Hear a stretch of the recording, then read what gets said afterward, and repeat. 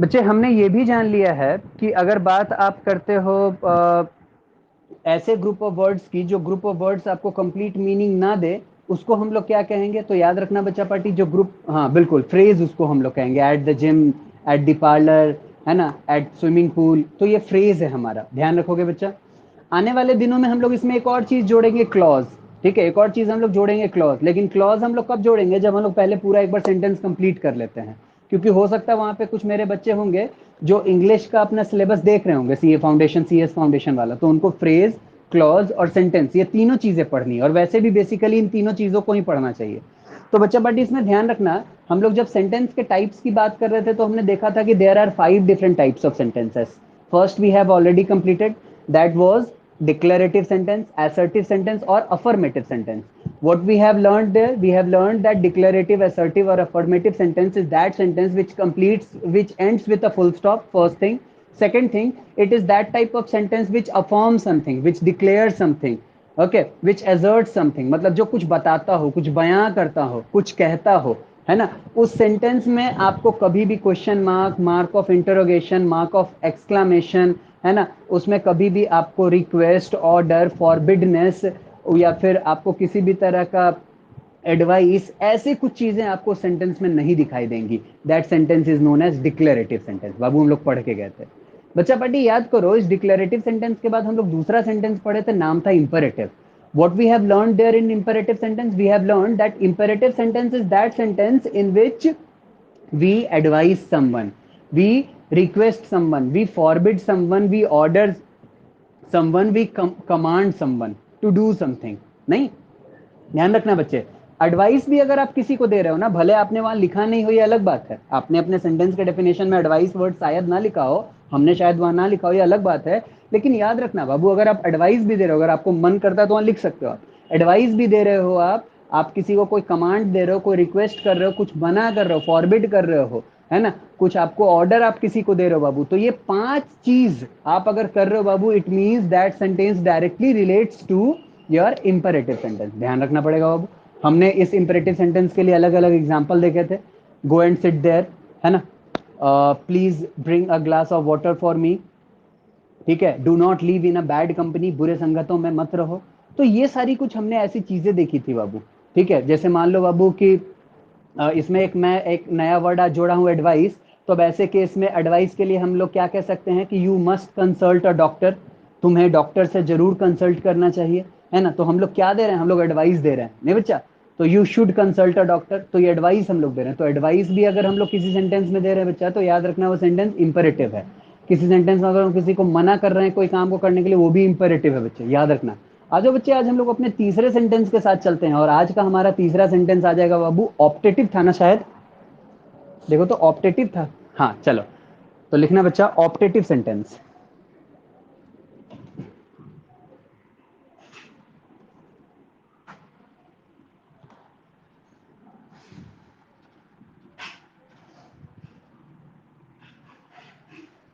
आ जाओ बच्चा, फटाफट से लिखना, ऑप्टेटिव सेंटेंस। तीसरा है हमारा ये सेंटेंस, ऑप्टेटिव सेंटेंस। बाबू जानते हो कौन से कैसे सेंटेंस को ऑप्टेटिव हम लोग कहते हैं? याद रखना बच्चा, ये ऑप्टेटिव सेंटेंस ना कोई रॉकेट साइंस, कोई आसमान से टपका हुआ कोई सेंटेंस नहीं है। जैसे अभी अभी हम लोग इंपेरेटिव सेंटेंस के बारे में रिवाइज कर रहे थे ना, और ये कह रहे थे कि रिक्वेस्ट करना, कमांड करना, ऑर्डर करना, है ना, एडवाइस देना, मना करना, फॉरबिड करना, ये सारी चीजें जिस सेंटेंस में दिखाई दे वो इंपेरेटिव सेंटेंस होता है। बाबू ठीक उसी तरह से याद रखना कि ऑप्टेटिव सेंटेंस भी कुछ ऐसा ही होता है। इसमें भी ना हम लोग क्या कर रहे होते हैं, इसमें भी बच्चे याद रख लो कि हम लोग किसी के लिए ना विश कर रहे होते हैं, प्रे कर रहे होते हैं, है ना, किसी को श्राप दे रहे होते हैं, नहीं बच्चा? तो याद रखना कि किसी के लिए हम लोग अगर कोई विश कर रहे हैं, कोई प्रे कर रहे हैं, कोई, या फिर हम लोग किसी को श्राप दे रहे हैं, तो ऐसे काम अगर हम लोग कर रहे हैं ना बच्चा, तो याद रखना उस सेंटेंस को हम लोग क्या कहते हैं? ऑप्टेटिव। जैसे मान लो बच्चे हम लोग कह रहे हैं कि you may fall from the third floor, है ना, तुम तीसरे तल्ले से नीचे गिर जाओ। ठीक है, तो बाबू हम लोग क्या कर रहे हैं? किसी को हम लोग किसी को कर्स कर रहे हैं, श्राप दे रहे हैं, हम लोग किसी के बुरा उसके लिए सोच रहे हैं, नहीं। या फिर हम लोग किसी को कह रहे हैं कि wish you a very long life, है ना, हम लोग किसी के लंबे उम्र की मनोकामना कर रहे हैं बाबू, तो हम लोग क्या कर रहे हैं, हम लोग उसके लिए प्रार्थना कर रहे हैं, है ना। तो याद रखना, if we are wishing something for someone, if we are cursing someone, है ना, if we are praying for someone, अगर हम लोग किसी के लिए प्रार्थना कर रहे हैं बच्चा, तो ये सारी चीजें कहाँ पे आती हैं, ऑप्टेटिव सेंटेंस। ध्यान रहेगा। आ जाओ बाबू, लिखते हैं। हाँ हाँ, ठीक है सुमित, अब वैसे भी इसीलिए हम ये सब काम आज पहले कर लिए हैं। अब जो होगा हमारा काम बच्चा वो, हाँ, होमवर्क वाला होगा, तो उसमें कोई कोई बात नहीं है, आप जा सकते हो सुमित, मेन मुझे यही सब पढ़ाना था। ठीक है बच्चा, आ जाओ बाबू, बाय। ऑप्टेटिव सेंटेंस को लिखते हैं बच्चा, लिखना, optative sentence is that sentence, optative sentence is that sentence which which which indicates which indicates prayer,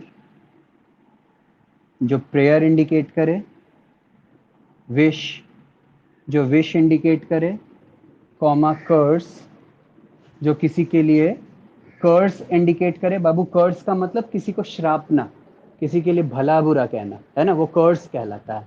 तो किसी के लिए कर्स इंडिकेट करे, ठीक है, ईटीसी, ध्यान रखना। हाँ बिल्कुल, इसमें आंचल कह रही है लेस्ट, है ना, ऐसा ना हो कि, ये कह रही हो आंचल। अच्छा, ब्लेस्ड, ब्लेस्ड, बिल्कुल, तो वो ब्लेस्ड कह लो या प्रेयर कह लो बच्चा, मतलब ब्लेसिंग्स और प्रेयर जो है ना वो एक तरह की चीजें हैं, उसके लिए अलग अलग लिखने की जरूरत नहीं है। तो ब्लेसिंग और प्रेयर की अगर बात करते हो ना तो वो एक ही है बाबू, और ना, इसके लिए बाबू एक आध सेंटेंस बनाते हैं। अब जैसे तुम प्रे करो किसी के लिए या किसी के लिए कोई ब्लेसिंग्स की बात करो, तो ये देखो ना कैसे कर सकते हो तुम, may God give you long life, may God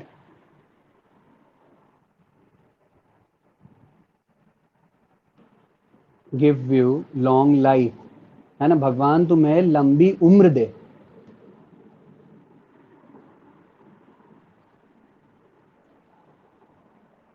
ये देखो बच्चा, ये तुम क्या कर रहे हो, ब्लेस, किसी को ब्लेस कर रहे हो या किसी के लिए प्रे कर रहे हो, ये दोनों एक है, ठीक है बच्चा। ये देखो विश, विश भी इसी में इंक्लूड हो जाएगा।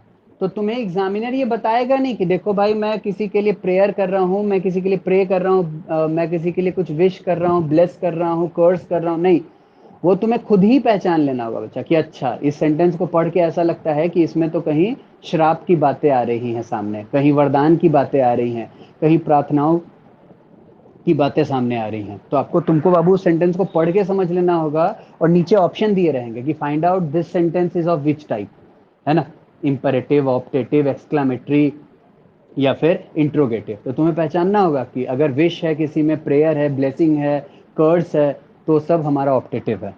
एक और सेंटेंस लिखना बाबू, may you fall from, may you fall from the third floor.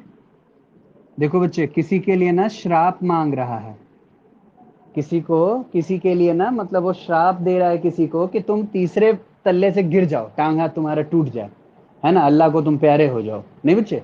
तो ये देखो तुम, मतलब किसी के लिए तुम श्राप मांग रहे हो, तो ये क्या है, यू आर कर्सिंग समवन, है ना, तुम किसी को कर्स कर रहे हो, तो ऐसे केस में ये ऑप्टेटिव सेंटेंस है बच्चा, ध्यान रहेगा बाबू। अगर यहाँ तक की बातें ध्यान रहेंगी तो ना, अब आज के क्लास में मुझे इतनी ही बातें बतानी थी। देखो आज हमने थोड़ा अपने क्लास को, उसके पैटर्न को थोड़ा शिफ्ट किया था। वैसे हम लोग पहले होमवर्क का काम किया करते थे, तो ये मत समझना कि वो जो तुमने कल होमवर्क किया उसका अब कोई माँ बाप नहीं है ना। Yes, we are going to discuss on our homework which we have taken day before yesterday. We are going to talk about all those homeworks tomorrow. Apart from those homeworks, I am also going to talk about the homeworks which I am going to give you today. Okay, so don't ever think that our master is skipping our homework. No, I am not going to skip it. मैं उसको कभी skip नहीं करने वाला हूँ. We are going to be in touch with your homeworks regularly. Yes, today I have just shifted the pattern. बाबू एक ही काम रोज रोज एक ही तरीके से करोगे ना तो थोड़ा बोर होने लग जाओगे, तो कभी कभी शिफ्टिंग जरूरी होता है। तो ये आज हमने एक और सेंटेंस का टाइप सीखा है बाबू, ऑप्टेटिव। कल के क्लास में जब हम लोग आएंगे तो देखो एक छोटे से शिफ्ट के साथ एक बार और आएंगे बाबू। कल के क्लास में पहले हम लोग ग्रामर सीख रहे होंगे, सबसे पहला काम ग्रामर सीख रहे होंगे, है ना बाबू। ग्रामर सीखने के साथ साथ दूसरा काम हम लोग कल के क्लास में तुरंत में कर रहे होंगे, वो इडियम्स और फ्रेज जो मैंने तुम्हें बताया है आज, वो मैं पूछ रहा हूँ।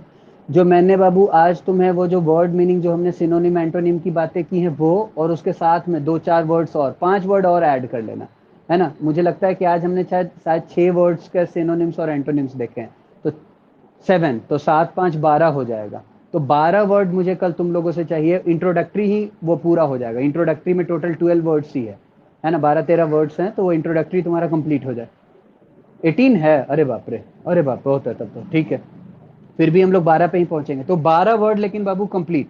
तो पहला कल होगा ग्रामर, फिर ईडियम्स एंड फ्रेज, फिर हमारा वो वर्ड मीनिंग, और उसके बाद हम लोग पहुंच रहे होंगे बाबू कल अपने होमवर्क पार्ट पे। जो होमवर्क मैंने आपको दिया होगा ये हमारा पैटर्न होगा। अगर मैं इससे भूलूं, भटकूं, तो मुझे याद भी दिलाना, ठीक है। तो आ जाओ बच्चा, आज के क्लास को यहीं पे हम लोग एंड करते हैं एक छोटे से होमवर्क के साथ। और बाबू देखो ना, आज मैं पहली बार आपके होमवर्क को लिख के लाया हूं, इसलिए क्योंकि ये जो होमवर्क है ये 2019 में अटेम्प्ट का क्वेश्चन है मेरे सीए फाउंडेशन और सीएस फाउंडेशन वाले बच्चों का। क्वेश्चन लिखोगे बच्चे, write a letter, write a letter to a bank, to a bank requesting them to requesting them to stop payment of a check, stop payment of a check, stop payment of a check which has been reported lost, which has been reported, which has been reported lost, जो खो गया है ना। आपका एक check था जो खो गया है, और अब आप अपने बैंक वाले को एक लेटर लिख रहे हो कि भाई वो जो चेक मेरा खो गया उसमें मेरा साइन किया हुआ था शायद, तभी ना वो पेमेंट हो जाएगा उसका। तो मैं चाहता हूं कि ये जो मेरा चेक है जो खोया, उससे आप अगर कोई पेमेंट का रिक्वेस्ट करे तो पेमेंट आप ना करो, क्योंकि वो चेक मेरा खो चुका है। पहला होमवर्क। बच्चा पार्टी दूसरा होमवर्क आपका हो जाएगा। अच्छा, वो मैंने अपने डिबेट वाले पोर्शन को आज रोका है बाबू, वो हु केम फर्स्ट वाला था, है ना। मुझे पता है कि इस टॉपिक पे बहुत ज्यादा आपके पास बोलने को कुछ नहीं था, लेकिन फिर भी we can try something to speak, कुछ बोल सकते हैं हम लोग, इस पे कुछ सोच सकते हैं, है ना। तो इसको हम लोग कैरी ऑन कर रहे हैं, कैरी फॉरवर्ड कर रहे हैं, और आज मैं कोई नया टॉपिक नहीं दे रहा हूँ आपको बोलने के लिए। तो बाबू दूसरा हो जाएगा हमारा, remember, remember idioms and phrases, idioms and phrases, idioms और phrases याद करोगे बच्चे। साथ ही साथ word meanings, word meanings and their synonyms, and their syno and anto, ठीक है। बच्चा पार्टी जानते हो ये जो ईडियम्स एंड फ्रेज और वर्ड मीनिंग्स जो है, ये हमारे फाउंडेशन के एग्जाम में अगर दोनों का वेटेज तुम चेक करो तो 6 मार्क्स का वेटेज हो गया दोनों का। ईडियम्स एंड फ्रेजेस का भी मैंने हर साल 2 3 क्वेश्चन ईडियम्स एंड फ्रेजेस से पूछता हुआ देखा है, और हर साल बाबू मैंने 4 क्वेश्चन पूछता हुआ देखा है वर्ड मीनिंग से। तो मैं फिर भी 7 नहीं, मैं इसको 6 ही इंक्लूड कर रहा हूँ। 6 मार्क्स का सिलेबस है बाबू। बच्चा पार्टी ये जो लेटर आपने ऊपर अभी जो लिखा है ना, ये लेटर जानते हो 4 मार्क्स का पूछा गया था आपके एग्जाम में। आपके एग्जाम में 4 मार्क्स का लेटर पूछा गया था बच्चा। तो मैं चाहता हूं कि आप ये सारे काम करते हुए, और वो जो प्रीवियस हमारा टॉपिक था जिस पे हमें बोलना था, वो सारा काम आप करते हुए मुझे फिर से मिलो कल के क्लास में। बच्चा पार्टी कल संडे है, लेकिन कल हमारा क्लास है, क्योंकि बीच में हम लोग एक दिन ऑफ किए थे फ्राइडे को ईद के लिए। तो हम लोग कल संडे है हमारा, कल हमारा इंग्लिश का क्लास है। तो आप सारे बच्चों से मैं रिक्वेस्ट करूंगा कि आप लोग फिर कल एट 11:30 ज्वाइन करोगे। आज के लिए इतना ही रखना चाहता हूँ। मिलते हैं अगले क्लास में फिर से ढेर सारे इंटरेस्टिंग कॉन्सेप्ट्स के साथ। Thank you. थैंक यू बच्चा बाटी, थैंक यू। थैंक यू बच्चा। रूपा, होमवर्क लिख के बाबू और सुमित को भी दे देना। चलो ठीक है। ठीक है बच्चे, थैंक यू।